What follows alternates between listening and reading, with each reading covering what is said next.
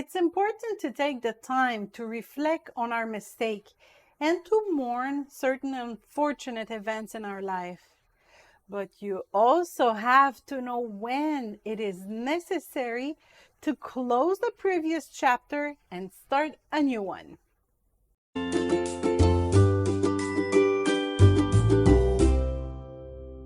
One winter morning, I was driving with my 4-year-old at the time, and I was driving her to her preschool activities, and a huge truck suddenly came blocking our way. I did an emergency maneuver and I was able to narrowly avoid an accident. My heart was pounding and I couldn't believe the trucker negligence. Several blocks away, I was still in shock when my daughter asked me what was wrong. And I replied that the big truck had been very mean and I was angry at the truck. And she then replied, "But Ma, the truck is no longer there." What a lesson. I was missing out on beautiful minutes with my princess only because in my thought, I was just remembering the bad thing that just happened. Why staying angry when the truck is long gone? This example illustrates our state in other areas of our life, such as our love life. It is important to think about the reason that led us to our divorce or to the breakup of our dating. We must enter in our prayer room and open our hearts to God. We need to learn from our mistakes, and we also need time to heal our hearts. This exercise requires a period that varies from a person to another. But we also have to, at some point, being able to close the door to this incident and start working on our future again. Once we have received God's forgiveness, we need to give that forgiveness to those who have hurt us. And forgiveness is choosing not to refer to it again. It is to choose not to relive this situation in our head again and again by asking ourselves what we could have done differently.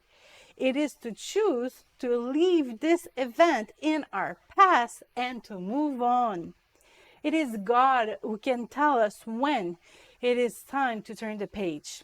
Sometimes He will tell us to stop asking Him for something He has refused us to, as He did with Moses when he has to enter the promised land. But the Lord was angry with me on your account and would not listen to me. So the Lord said to me, "Enough of that. Speak no more to me of this matter." Deuteronomy 3:26. Sometimes God will tell us to stop crying over a past failure or for someone we wanted to save, as He did with the prophet Samuel when he prayed for King Saul. Now the Lord said to Samuel, "How long will you mourn for Saul, seeing I have rejected him from reigning over Israel? Fill your horn with oil and go. I am sending you to Jesse the Bethlehemite. For I have provided myself a king among his sons." 1 Samuel 16:1. There is a time for all things, says Ecclesiastes. A time to gain and a time to lose, a time to keep and a time to throw away. Ecclesiastes 3:6. For a time, God may have asked you to wait in silence to let Him work in you while you are single.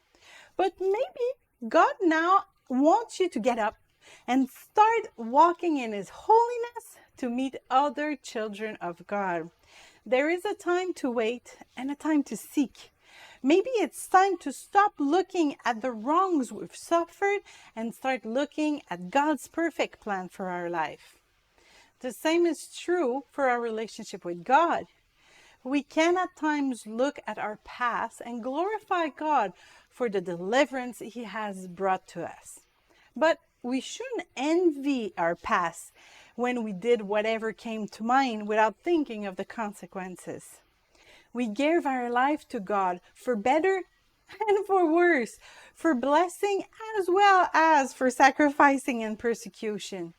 But Jesus said to him, "No one having put his hand to the plow, and looking back is fit for the kingdom of God. Luke 9:62. Talking over with God, it may be time to enter a new chapter with passion and hope.